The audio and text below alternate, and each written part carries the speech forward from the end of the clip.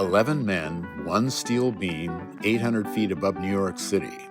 In 1932, during the Great Depression, a photo captured workers casually eating lunch high over Manhattan, with no ropes, no nets, just nerves of steel. Critics called it a publicity stunt, but it became an American icon, recreated countless times and even memorialized after 9/11. More than a picture, it's a reminder. Courage isn't always loud. It's sometimes just sitting down to lunch.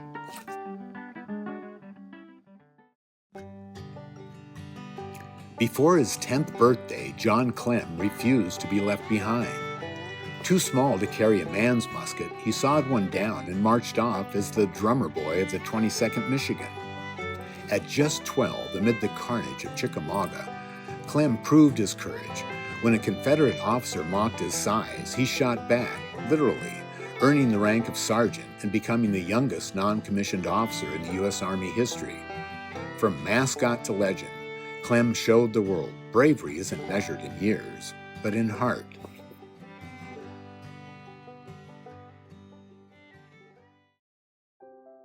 Imagine surviving 18 years completely alone on a remote island.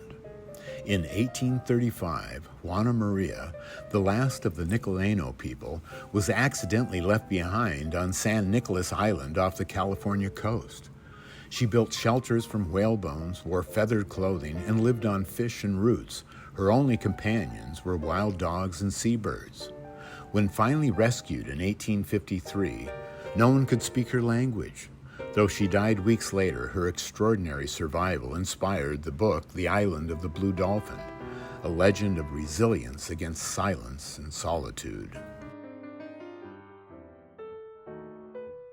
On May 6, 1937, the world watched in horror as the Hindenburg, the largest airship ever built, exploded in flames while attempting to land at Lakehurst, New Jersey. In just 32 seconds, this symbol of luxury and technological marvel became a fiery disaster, killing 36 people and shocking the globe. Filled with highly flammable hydrogen, the airship likely ignited from a static spark, though sabotage theories persist. Its crash ended the era of passenger airships, transforming public perception forever. Once a Nazi propaganda icon, the Hindenburg's ashes marked the fall of the rigid airship travel. Yet the spirit of Zeppelins lives on. Today's smaller, helium-filled Zeppelins offer sightseeing tours, a quieter legacy of innovation born from tragedy. On July 11, 1897, Swedish engineer Solomon André dared the impossible, a hydrogen balloon expedition to the North Pole. Backed by the royal family, André soared with two companions, but moments after takeoff, disaster struck. Torn steering ropes and a leaking balloon sent them drifting over the Arctic ice.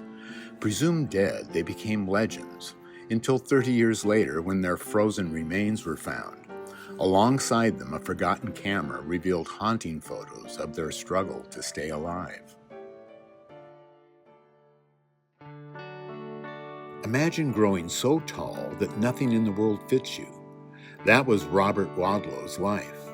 Born in 1918, his pituitary disorder made him grow nonstop, towering over 7 feet as a teen and eventually reaching 8 feet 11 inches.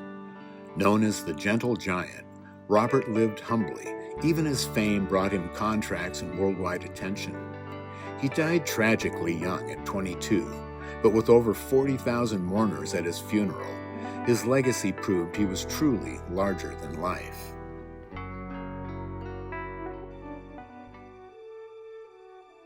He was torn apart by a grizzly, throat slashed, ribs crushed, back flayed open.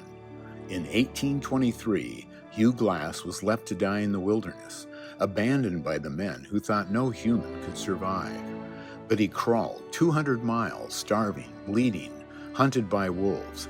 He gnawed on bones, drank from muddy streams, and refused to death's hand. At last, skeletal, he staggered into Fort Kiowa. Not a miracle, survival.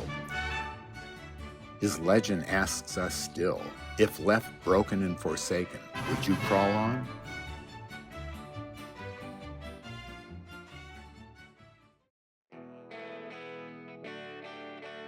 Imagine stealing a plane just to win a drunken bet. In 1956, Thomas Fitzpatrick did exactly that, flying from New Jersey and landing perfectly on a Manhattan street right outside the bar he'd been drinking in. The stunt became instant legend, but 2 years later, when someone called his bluff, Fitzpatrick did it again. Same plane, same city street, same flawless landing. Twice he turned Manhattan into his runway, proving some bets are written straight into history. Born bound together, Millie and Christine McCoy defied the odds. Conjoined twins from North Carolina, they were sold, exhibited, and labeled freaks of nature as infants. But their story wasn't tragedy, it was brilliance. Singing, speaking multiple languages, and dazzling audiences worldwide, they turned exploitation into fame. They passed away 12 hours apart in 1912. Today their tombstone reads, "A soul with two thoughts, two hearts that beat as one. A life extraordinary in every way."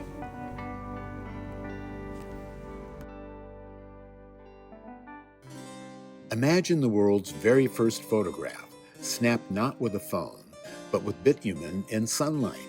In 1826, French inventor Nicephore Niepce captured view from the window at Le Gras, a grainy rooftop scene that still survives today.